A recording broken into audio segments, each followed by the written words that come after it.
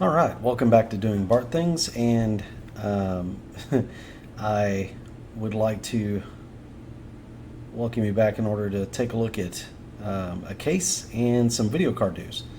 I had a video that ran like 36 minutes. I was interrupted several times. I was sitting there fiddling with it, just kids and stuff. So I just decided to heck with it. I'll make some notes and I'll just redo it because I still have the pages pulled up with the stuff I want to talk about, and I think I can do better. I think I can condense it down, maybe not have a giant video that people are like, my God, will he ever shut up? So welcome back to another low rent production. I come to you live from, I said live, this is a recording. It's not going to be live. From my kitchen office. And the first thing up I'd like to talk about is this case from Lian Li. So the other things that Lian Li has did not interest me as much as this case, but this case is a real departure. You can see it's a mid tower. It fits an ATX motherboard.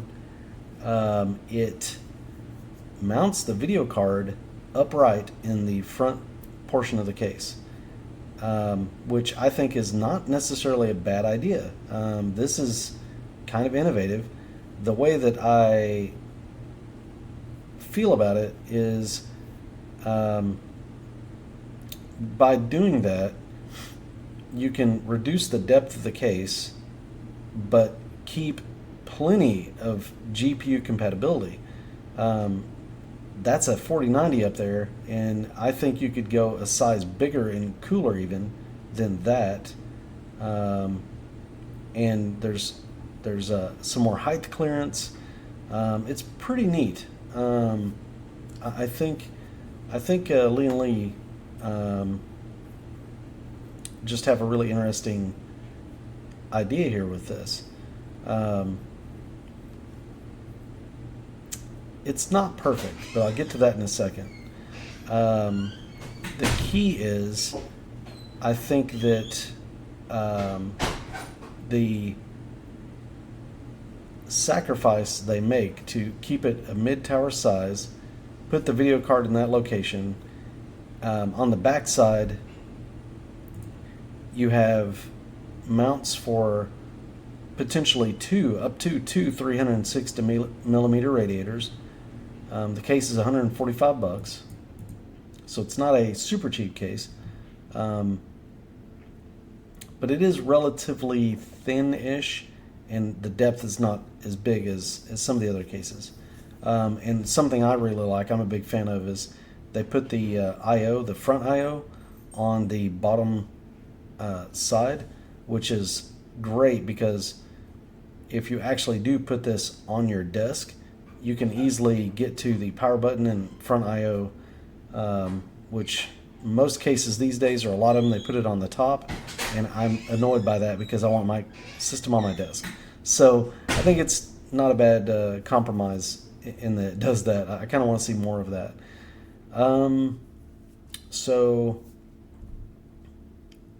as far as it goes, basically, I think it's an interesting case. It's great for displaying your GPU. I mean, that's the single most expensive part of your gaming build most of the time.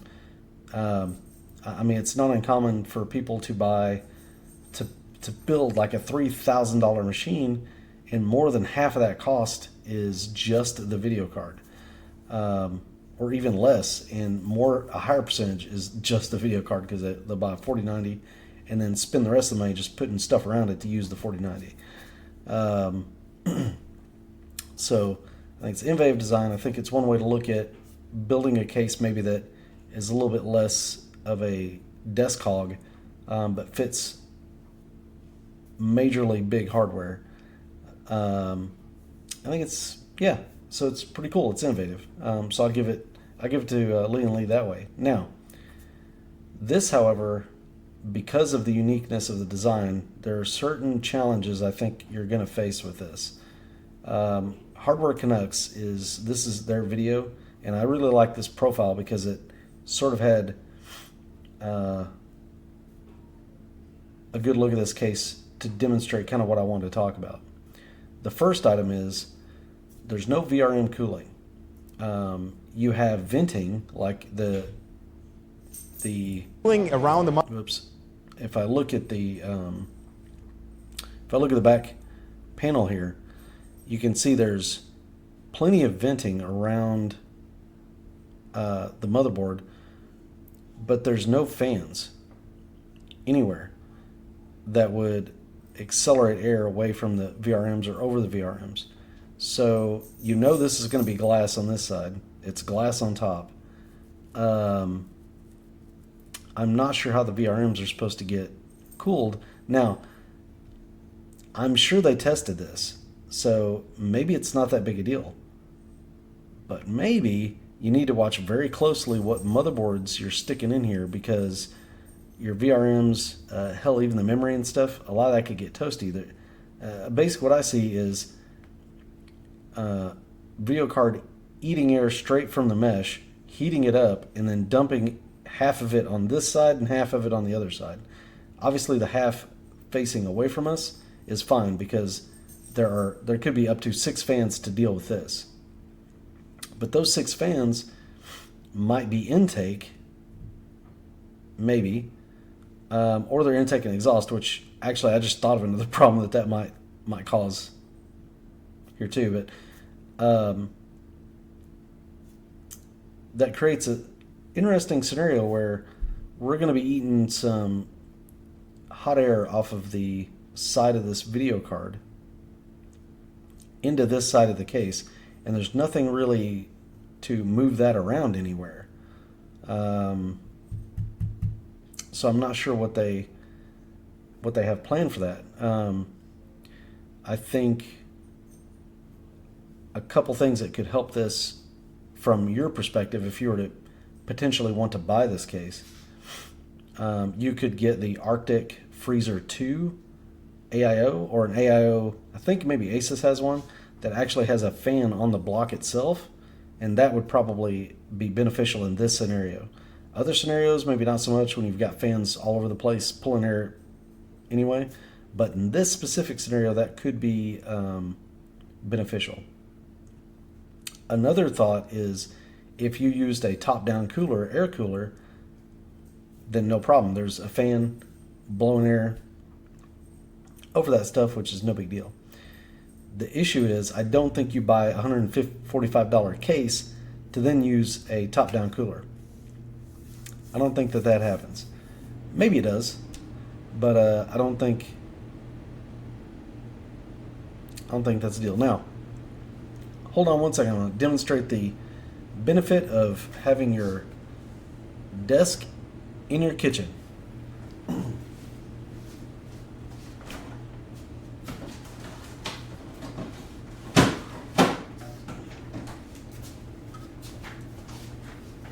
Haha. Okay. So,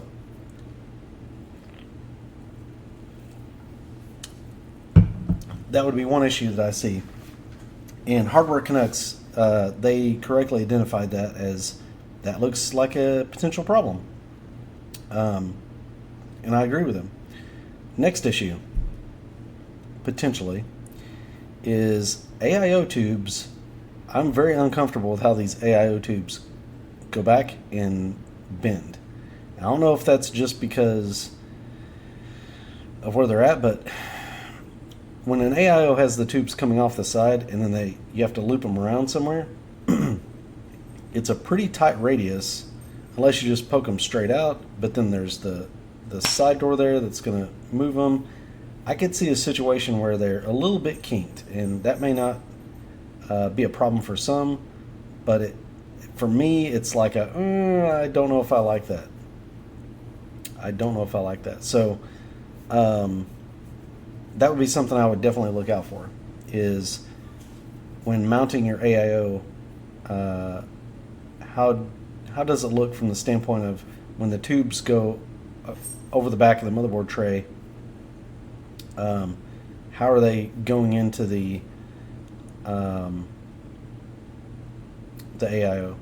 If the bracket is tall enough, which I didn't see a picture here that showed, but if the bracket is tall enough, and the barbs poke over the motherboard tray, then maybe it wouldn't be quite as bad. I'm not sure.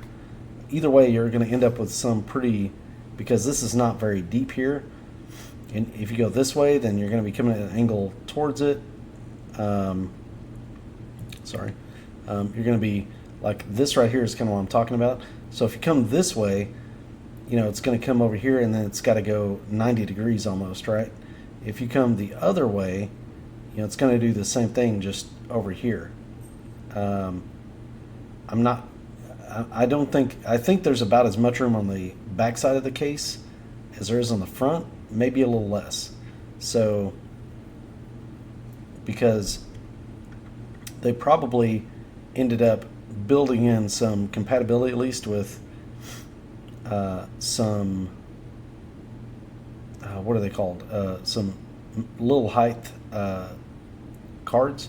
So if you want to put a network adapter, an extra one, or a sound adapter, or capture card, whatever, you know, something that you could get a low profile PCI bracket for, they want to keep that compatibility there, which probably means they made the case a little bit wider than they even had to. But now there's a little bit less room on the back side. You've got the AIO poking in, you know, from the back side, from the back panel. And the closer you get those together, the weirder the angles. So I'm really interested to see what AIO compatibility looks like and how how nervous people get when they put an AIO in here. I think that could be an interesting issue. I don't know if it would be. I don't know if it is. Maybe it's not, but it looks to me like that could be a problem. The other problem is whenever you have a back panel such as this, with fans on it this way, that's where all the cables are. So cable management might get interesting. I don't think Lian Li would allow that to be a problem, but I could see if for some reason somebody has these fans, say, exhausting, and so they're not covered, they have a loose, say, one of those little like fan cables, and it's loose, it could go into a fan. So I don't think that you can sleep on managing the cables in this case. I think you really got to pay attention to what you're doing potentially. So that could be a con. And last but not least, like, how do you set up airflow in this case? Okay, hear me out. Video card pulls in air. It pushes air across both sides, but it's not just that. It's air that's warmed up by the video card, right? And these fans are going to be usually 100 mil fans, 90 mil fans, not going to be giant, right?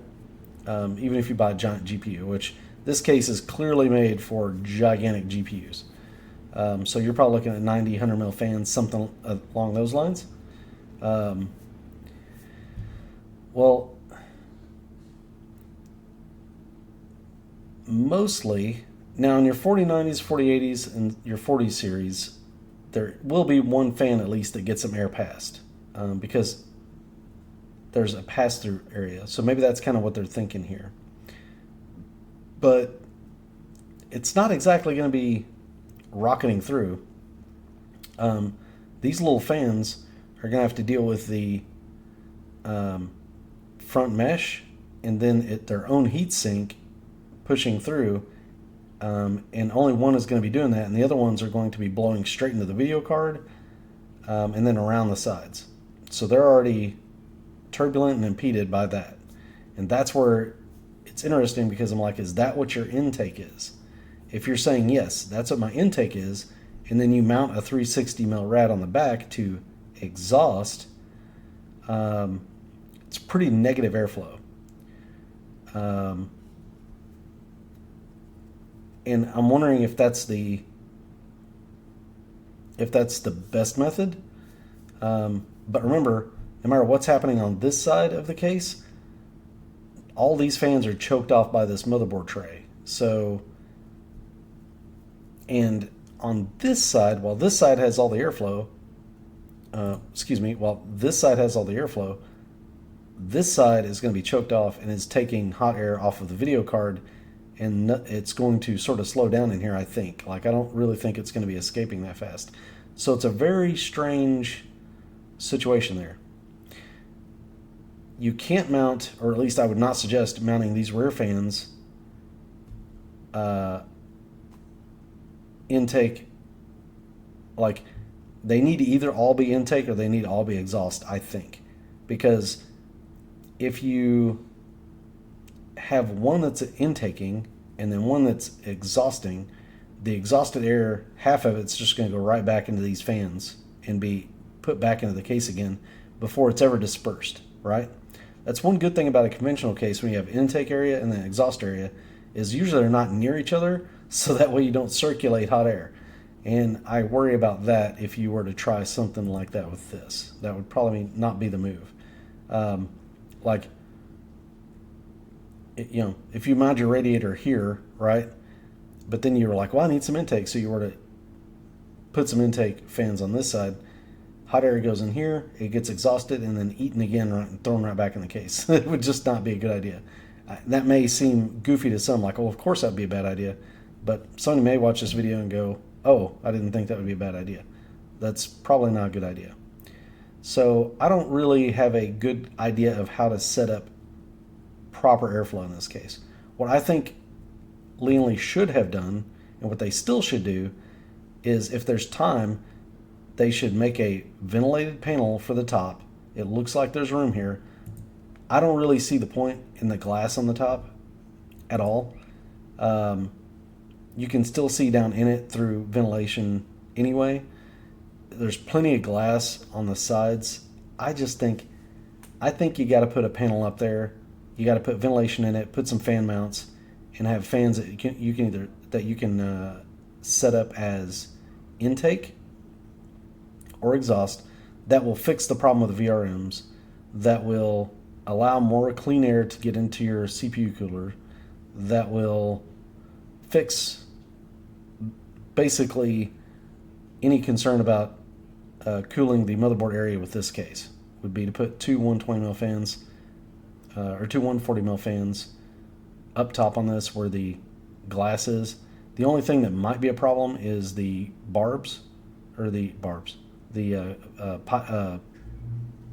tubes for your AIO, and I think that, as long as somebody is watching, paying attention to what they're doing, they'll have no problems navigating that.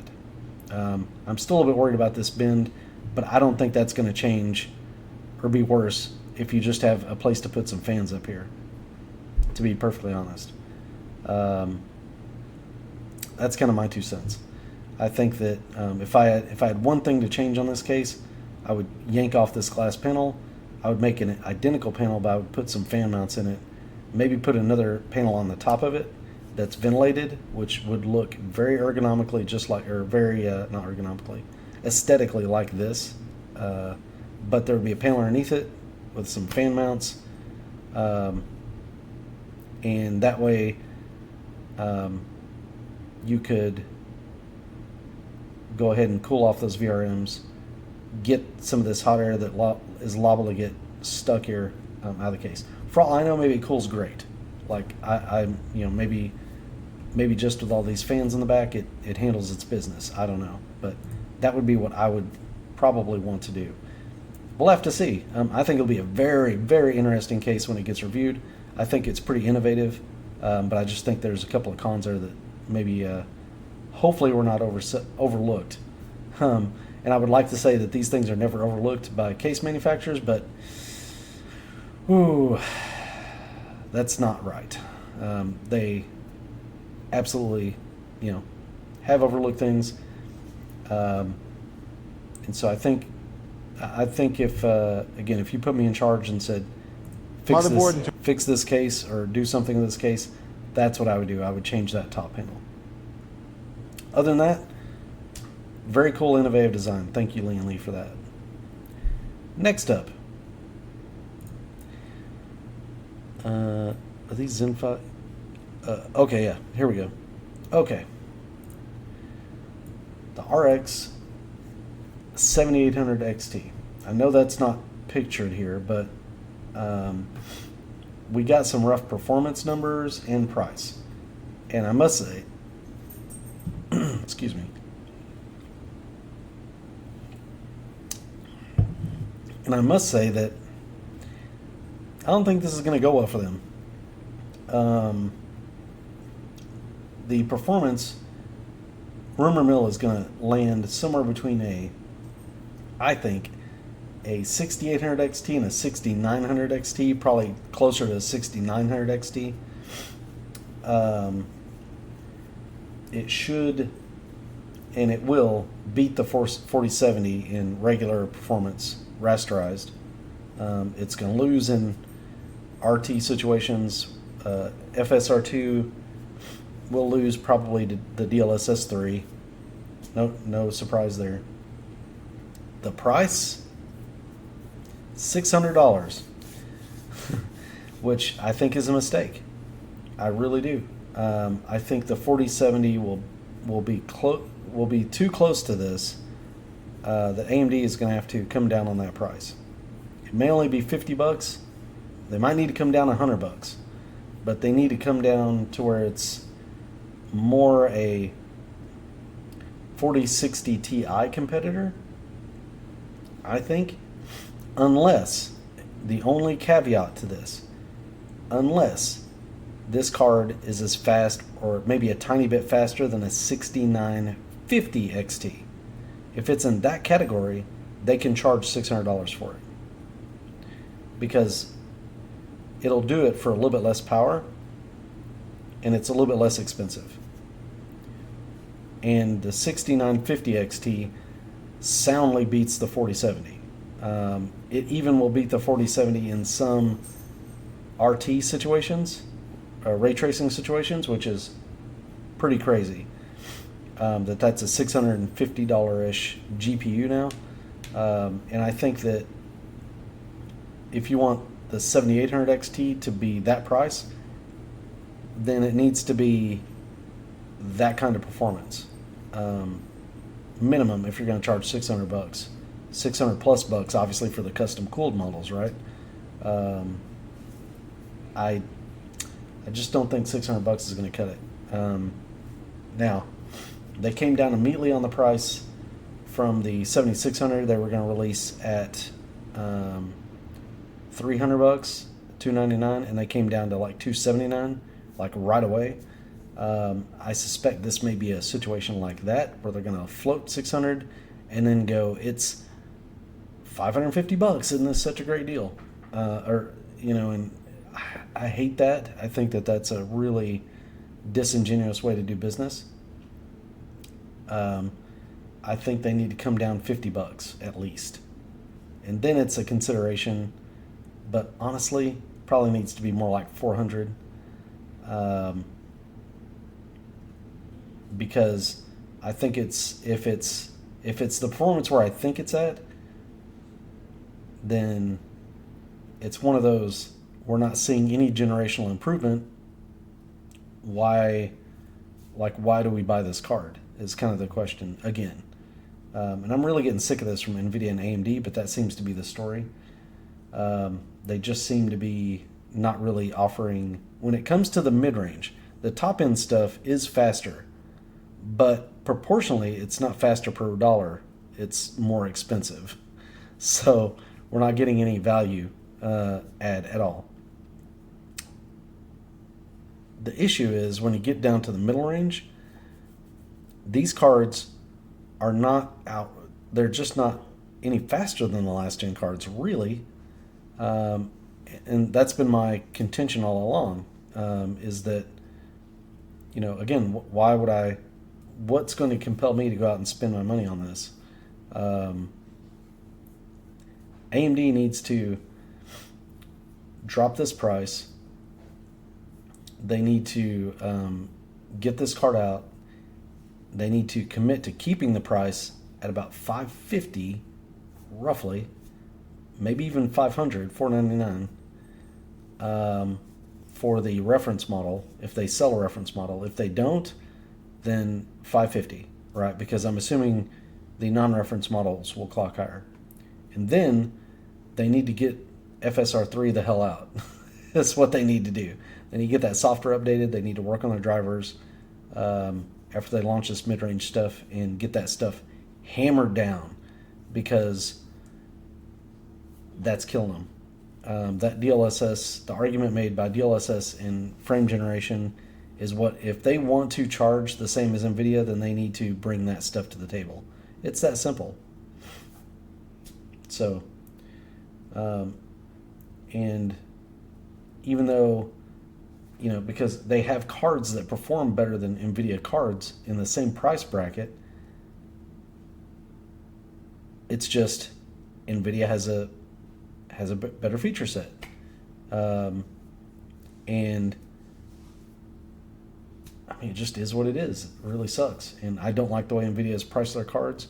But AMD has tried to creep up there. They're seeing that we can increase our margins a little bit and stuff too, but it's just not there in this middle lineup of cards. So anyway, hopefully the scenario is the performance lines up a little bit more with the 6950 XT, not the 6900 or 6800 XT. Hopefully that's the case. There'd be a little bit of a generational improvement there, and if that's the case, then I'm fine if they charge $600, right?